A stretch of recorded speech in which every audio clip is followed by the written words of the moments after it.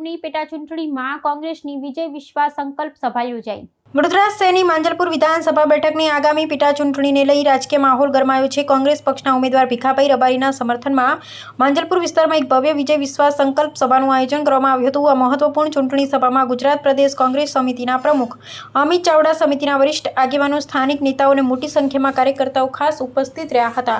આ સભાને સંબોધતા પ્રદેશ કોંગ્રેસ પ્રમુખ અમિત ચાવડાએ શાસક પક્ષ પર આકરા પ્રહારો કર્યા હતા।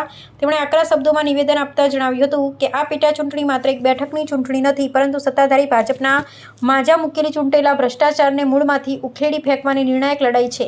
આ ઉપરાંત તેમણે કોંગ્રેસના ઉમેદવારોની સક્ષમતા અને અનુભવ પર ભાર મૂકતા યાદ અપાવ્યું હતું કે ભીખાભાઈ રબારી જ્યારે રાજ્યના ઉદ્યોગ મંત્રી હતા ત્યારે તેમણે વડોદરા શહેરના સર્વાંગી વિકાસ માટે અનેક નોંધપાત્ર કામગીરીઓ કરી હતી।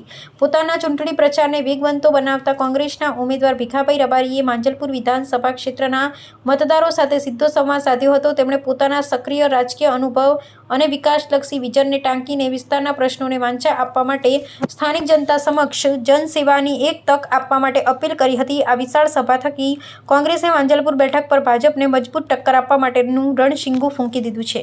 મુદ્દા અમારા પ્રમુખ સાહેબે હમણાં બધા કહી દીધેલા છે, તો હું તો જ્યારે તક મળી છે ત્યારે ફરીથી 30 વર્ષે હું જનતાનો અવાજ બનીને કામ કરવા માગું છું। એક તક મને પ્રજા આપે જેથી કરીને જનતાએ મને અનુભવેલા છે, મને છૂટેલો છે અને પ્રૂફ થયેલો છું, બેસ્ટ એમએલએનો એવોર્ડ મળેલો છે।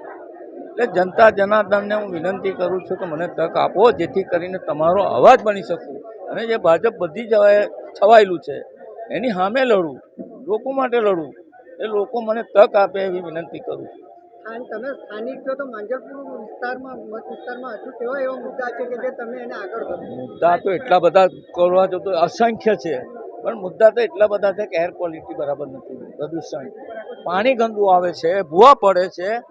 માંજલપુરની અંદર એક એન્જિનિયર જો ભૂવાની અંદર મરી ગયો, આ તંત્ર છે એમનું બધી રીતે ખતમ થઈ ગયું છે। હું તો એ કહું છું કે અમારું જૂનું સર સયાજી રાવનું ગાયકવાડનું શહેર પાછું આપો, થાકી ગયા છે બધા। આજે માંજલપુર વિધાનસભાની પેટા ચૂંટણી માટે કોંગ્રેસ પાર્ટીએ ભીખાભાઈ રબારી જેવા ખૂબ અનુભવી, સતત લોકોની વચ્ચે ગરીબો માટે કામ કરતા, લોકો માટે કામ કરતા એવા પ્રજાના ઉમેદવારને પસંદ કર્યા છે। ત્યારે આજે આ લડાઈમાં એક બાજુ લોકો કહે છે કે ભીખાભાઈ એટલે માંજલપુરના સ્થાનિક ઉમેદવાર છે અને બીજી બાજુ ભારતીય જનતા પાર્ટીએ બહારના ઉમેદવાર આપ્યા છે। એક બાજુ મંત્રી રહ્યા, આટલા વર્ષોની જાહેર જીવનની કારકિર્દી પછી નક્ષિક પ્રમાણિક એવા ભીખાભાઈ રબારી છે અને એક બાજુ ભાજપના ભ્રષ્ટાચારી નેતાઓ, ભ્રષ્ટાચારથી ભેગા કરેલા પૈસાની લડાઈ।